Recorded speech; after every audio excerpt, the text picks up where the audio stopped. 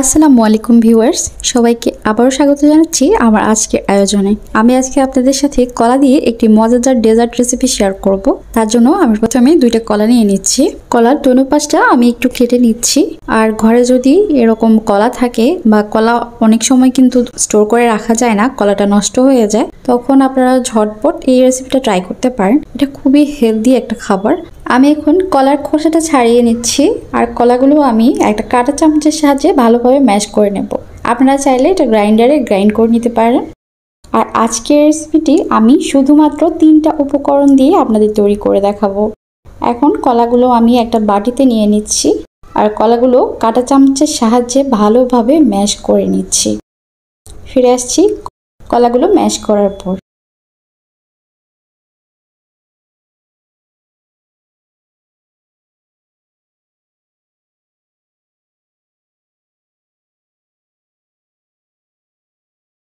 কলাগুলো আমার ম্যাশ করা হয়ে গেছে।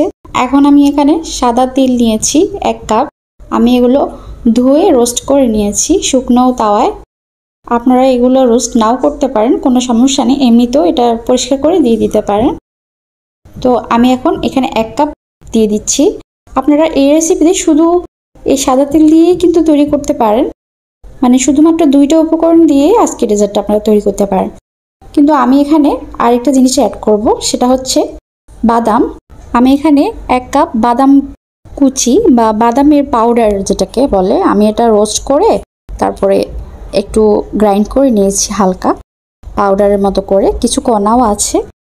এটা আমি আগে শুকনো তাওয়ায় এটা রোস্ট করে নিয়েছিলাম, মানে ভেজে নিয়েছিলাম।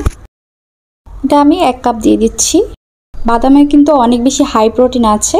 আপনারা এই বারটা অবশ্যই তৈরি করে দেখবেন, আমার বিশ্বাস আপনাদের অনেক বেশি ভালো লাগবে। আর বিশেষ করে ডায়াবেটিক রোগীর জন্য এটা খুবই হেলদি একটা খাবার হবে। আমি এখানে কোনো চিনিও ইউজ করছি না, শুধু 3টা উপকরণে এটা তৈরি করছি। তবে আপনারা যদি মিষ্টিটা খেতে চান একটু, মানে এটা হালকা মিষ্টি হবে, অনেক বেশি মিষ্টি না, তো আপনারা যদি আরেকটু মিষ্টি দিতে চান তাহলে এখানে চিনি 2 টেবিল চামচ দিতে পারেন।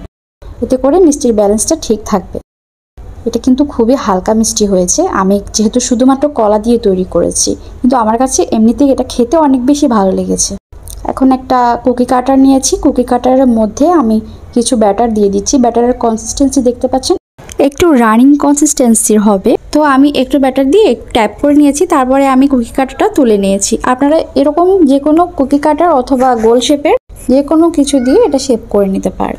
আর চিনির পরিবর্তে আপনারা এখানে হানি বা মধুটাও ইউজ করতে পারেন। এটা সাদা তিলের সাথে খুবই ভালো যাবে, আর সাথে ক্যালসিয়ামের ঘাটতি থাকলে সেটাও পূরণ হবে সবার। কি বলেন, ট্রাই করবেন তো আমার রেসিপিটা?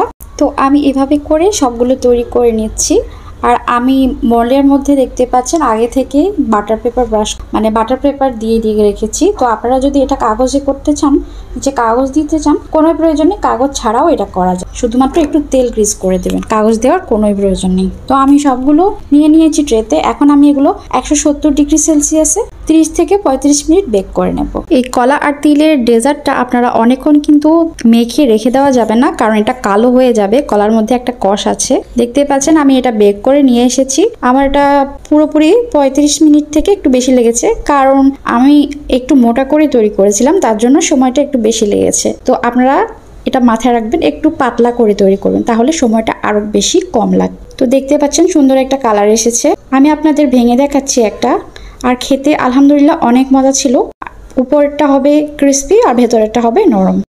তো যারা এতক্ষণ পর্যন্ত আমার সাথে ছিলেন এবং আমার ভিডিওটা শেষ পর্যন্ত এনজয় করেছেন, তাদেরকে অসংখ্য অসংখ্য ধন্যবাদ। আবার চলে আসবো এরকম নতুন এবং মজার রেসিপি নিয়ে। ততদিন পর্যন্ত সবাই ভালো থাকুন। আবার দেখা হবে। আল্লাহ হাফেজ।